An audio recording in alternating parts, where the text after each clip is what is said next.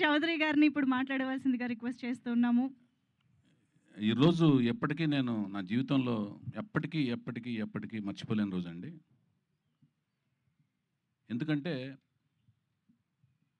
నాకు నందమూరి తారక రామారావు గారి యొక్క ఈ ప్రదేశం అంటే నాకు ఒక పుణ్యక్షేత్రము, ఒక దివ్యమైన స్థలము, ఒక పవిత్రమైన స్థలం కింద, ఒక శక్తినిచ్చే స్థలం కింద నేను ఎప్పుడు భావిస్తూ ఉంటాను. నేనే కాదు, ప్రపంచవ్యాప్తంగా ఉన్న నందమూరి అభిమానులు, రామారావు గారి అభిమానులు ఎవరైతే ఉన్నారో, నా ముందు జనరేషన్ కావచ్చు, నా జనరేషన్ కావచ్చు, నా తర్వాత జనరేషన్ కావచ్చు, వాళ్ళందరికీ కూడా ఇక్కడికి వస్తే ఒక రకమైన వాళ్ళకున్న కష్టాలు చెప్పుకొని, వాళ్ళకున్న బాధలు చెప్పుకొని, వాళ్ళకున్న ఆనందాన్ని ఆయనతో చెప్పుకుని, ఒక రకమైన ఒక మెడిటేషన్ లాంటిదనమాట. అంటే అవన్నీ తీరే ఒక సమస్యలకి సొల్యూషన్ దొరికే ఒక ప్రదేశంలాగా నిజంగా భావిస్తాం మేమందరం. రామారావు గారిని దైవంగా భావించే మాలాంటి అభిమానులందరం. అలాంటి ప్రదేశంలో ఒక ఎన్టీ రామారావు గారు, నేనెప్పుడు జోహార్ జోహార్ అనేది నా నోట్లోంచి రాదు. ఆయన మనలో ఉన్నారు, మాతో ఉన్నారు. మరణం లేని జననం, రామకృష్ణ గారు చెప్పినట్లుగా, మేమందరం భావిస్తున్నట్లుగా ఆయన ఎప్పుడు మనతో ఉన్నారు. తెలుగు జాతి ఉన్నంత వరకు ప్రతి వ్యక్తిలోనూ ఉంటారు, చరిత్రలో ఉన్నారు. రాయబోయే చరిత్ర ప్రతి చరిత్రలోని ప్రతి పేజీలోనూ ప్రతి పంక్తిలోనూ ఉంటారు ఆయన. సో మేము ఎప్పుడు అలాంటి ఒక ప్రదేశంలో ఆయన 4వ తరానికి చెందిన,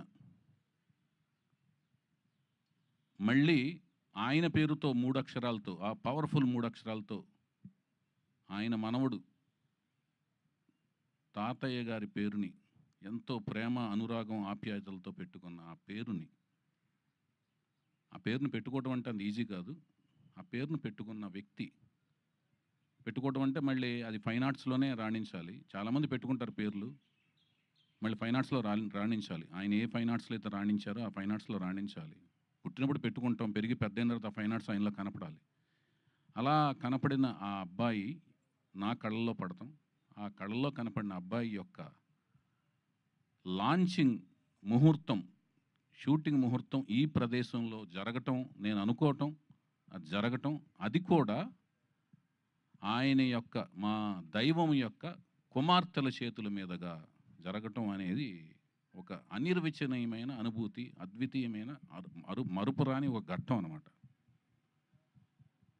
ఆయన ఏమైతే ఆలోచించి వాళ్ళ కుమార్తెలకి ఈశ్వరి ఈశ్వరి ఈశ్వరి అని శక్తి స్వరూపాలుగా పేర్లు పెట్టారో, ఆ శక్తి స్వరూపాలు అంటే నిన్న కాక మొన్న నేను వేసిన ఒక పాంప్లెట్, అంటే వీళ్ళు మా స్పెషల్ ఆస్పిషియస్ గెస్ట్స్, అతిథులు అని నేను ఏదైతే ఒక పాంప్లెట్ వేశానో, ఆస్పిషియస్ గెస్ట్స్ అని వేశానో, అక్కడ అది నేను చూసుకుంటే నాకే ఆశ్చర్యం వేసింది ఆ డిజైన్.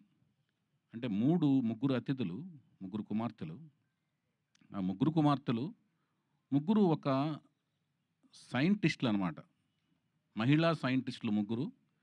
ఆ మెమోరియల్ ఎలా అనిపించిందంటే నాకు శ్రీహరికోటలో లాంచింగ్ ప్యాడ్ లాగా అనిపించింది. రాకెట్లను లాంచింగ్ చేసి ఒక లాంచింగ్ ప్యాడ్ లాగా అనిపించింది.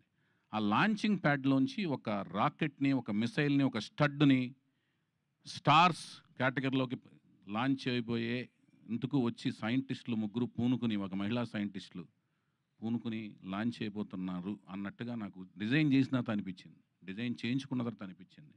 ఆ మిసైల్ మరెవరో కాదు, ఆ స్టడ్ మరెవరో కాదు, ఫ్యూచర్లో ఆ స్టార్స్ కేటగిరీలోకి అద్భుతమైన రేంజ్లోకి వెళ్ళబోయే స్టార్ ఎన్టీఆర్, మా ఎన్టీఆర్ అని అనిపించింది. నాకు అది గర్వకారణంగా అనిపించింది. అది భవిష్యత్తులో జరగబోతుందని నాకు అనిపిస్తుంది, ఇన్స్టిట్యూషన్ అనిపిస్తుంది. ఇదంతా ఎందుకు అనిపిస్తుందంటే దానికి విశేషమైన కృషి, విశిష్టమైన కృషి, కావాల్సినంత కసి తనలో ఉన్నట్టుగా నాకు అనిపించింది. దానికి ఇదంతా ఎప్పుడు అనిపిస్తుంది అంటే ప్రాజెక్టుకి కావాల్సిన కృషి, పట్టుదలతో కసిగా మేము పనిచేయటం, జయాపజయాలనేది మీరు చూసి రేపొద్దున మాకు ఇచ్చే రిసెప్షన్లోంచి ఆధారపడి ఉంటాయి. సో ముగ్గురు రామారావు గారి ముగ్గురు కుమార్తెలు, వాళ్ళ మనవడి రూపంలో ఉన్న, మళ్ళీ ఎన్టీఆర్ పేరుతో ఉన్న అబ్బాయిని, వాళ్ళ నాన్నగారి పేరుతో ఉన్న అబ్బాయిని, మనవడి రూపంలో ఉన్న అబ్బాయిని వాళ్ళ చేతుల మీదుగా వెండితెర ప్రపంచానికి ఆయన యొక్క మెమోరియల్ ప్లేస్‌లోంచి పరిచయం చేయటం అనే ఒక అపురూపమైన ఘట్టంలో, ఆయన వీరాభిమాని అయిన నేను దర్శకత్వం వహించే ఒక అపురూపమైన ఘట్టంలో నా భార్య సన్నిహితులు, స్నేహితులైన అమెరికా ఫ్రెండ్స్ రమేష్ అత్తిలి గారు నాయకత్వంలోని ఫ్రెండ్స్ అందరూ భాగస్వామ్యం అయ్యి, మళ్ళీ నా భార్య నిర్మాతగా వాళ్ళందరూ కలిసి ప్రొడ్యూస్ చేసే మహిళలందరూ కలిసి చేసే కార్యక్రమంలో భాగస్వామ్యం అవ్వటం అనేది ఒక గొప్ప మరుపురాని ఘట్టం. ఇందులో మన తెలుగు అమ్మాయిని హీరోయిన్‌గా పరిచయం చేసే ఒక కార్యక్రమం కలిసి రావటం కూడా, ఇదంతా కూడా నాకు ఒక అదృష్టం కింద భావిస్తున్నాను నేను. తను కూడా కూచిపూడి డాన్సరు, మంచి అమ్మాయి.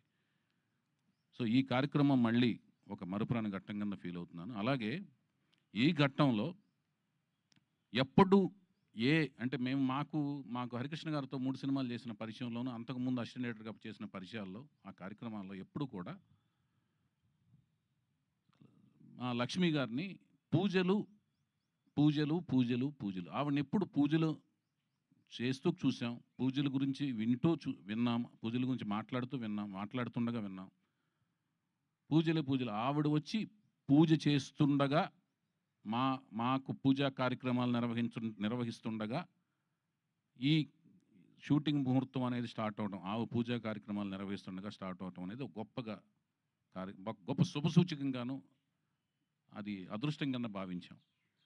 అలాగే మా హరికృష్ణ గారి ఇంకొక రూపం కింద భావించి మేము మా సుహాసిని పాప, ఆవిడకి మా హరికృష్ణ గారు వాళ్ళ అమ్మమ్మ గారి పేరు పెట్టుకున్నారు, వెంకటరామమ్మ అని. మామూలుగా ఇంట్లో సుహాసిని పేరు పిలుచుకోవటం, సుహాసినిగా పేరు మార్చుకున్నారు.